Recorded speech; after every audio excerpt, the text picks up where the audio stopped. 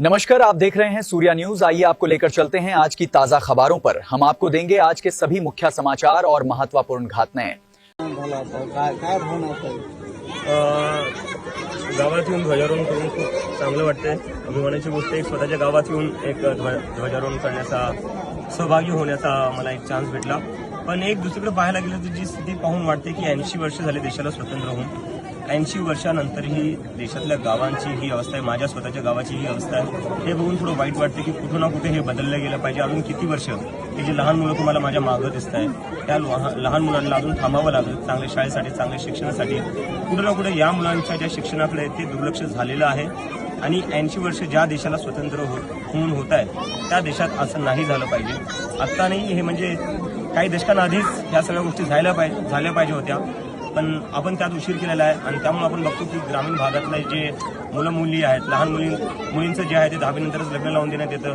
बाकी जे 15-16 वर्षाची मुले ते वीटभट्टीच्या कामावर जातात किंवा मग कन्स्ट्रक्शनच्या कामावर जातात। ते कशामुळे जातात? कारण की गावात जी शिक्षणाची अवस्था आहे ती अत्यंत वाईट आहे। त्यांना ऑपॉर्च्युनिटीज भेटत नाही ज्या मोठ्या सिटीमध्ये भेटतात। तेच कुठे ना कुठे आम्ही बदलायला आता आम्ही आमचं स्कूल ठीक करू जे अभियान आहे, आंदोलन आहे ते आज गावापासून सुरू करतोय। आणि माझ्यासारखंच आमचे इतर जे मेंबर्स आहेत कोकरोच जनता पार्टीचे देशभरात त्यांच्या गावात जाऊन आज सरकारी शाळांची पाहणी करणार आहेत। आणि कुठे ना कुठे आम्ही सरपंचांनाही रिक्वेस्ट करणार आहे, गावकऱ्यांनाही रिक्वेस्ट करणार आहे की आता आपल्या सगळ्यांना एकत्र येऊन इथं म्हणजे काही राजकीय पक्ष कोणता आहे काय ते बघायची गरज नाही। ते आपण तेच पाहिले इतके वर्ष आपण फक्त कोणाचा राजकीय पक्ष आहे, काय विचारधारा आहे याच गोष्टींना अडकून झालेलो आहे। आणि त्यामुळे कुठे ना कुठे जी आपल्या शिक्षणाची व्यवस्था आहे, स्वास्थ्याची व्यवस्था आहे आपल्या गावात ती भेटली नाही आपल्याला। तर आता वेळ आलेली आहे की तुमच्या जे काही राजकीय पक्ष असतील ते असू द्या, तुमच्या जे काही विचारधारा आहेत ते असू द्या, पण त्याच्यावरती उठून आता गावातली जी शाळा आहेत, सरकारी शाळा आहेत त्यावर काम करण्याची गरज आहे, शिक्षणावर काम करण्याची गरज आहे। कारण की हेच जी मुलं तुम्हाला माझे मागं दिसत आहेत तेही मुले या देशाचे तसेच भविष्य आहे।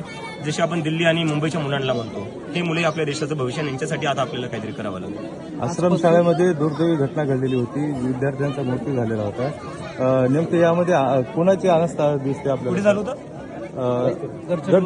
गडचिरोलीमध्ये ते नाही, तर सरकारची जबाबदारी असेल ना।